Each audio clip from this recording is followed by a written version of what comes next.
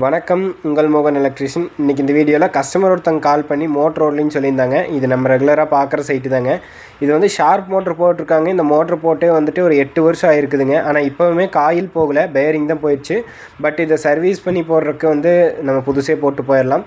So வந்து புது ஷார்ப்பில் ஒரு மோட்ரு வாங்கி போட்டிருக்குறேங்க.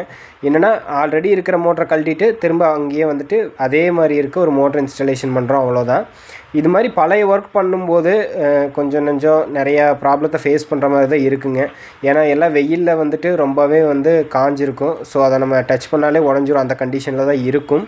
ஸோ வந்து புதுசாக மாற்ற நண்பர்கள் யாராவது இருந்தீங்கன்னா ஒரு டைமுக்கு 2 டைம் கஸ்டமர்கிட்ட சொல்லிவிட்டு பண்ணுங்கள். இது நம்ம ரெகுலராக பார்க்குற சைட், ஸோ நம்ம ஒர்க் அவங்களுக்கு தெரியும். பட் புதுசாக யாராவது போயிட்டு அது இது உடஞ்சிருச்சுன்னா ரிஸ்க் தான். இப்போ பாருங்கள், நானே இந்த எல்போ மாட்டும் போது உடச்சிட்டேன்.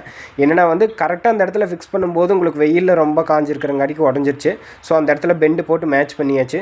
அண்ட் இந்த வீடியோ பிடிச்சிருந்தா ஃபாலோ பண்ணிங்க. தேங்க்யூ.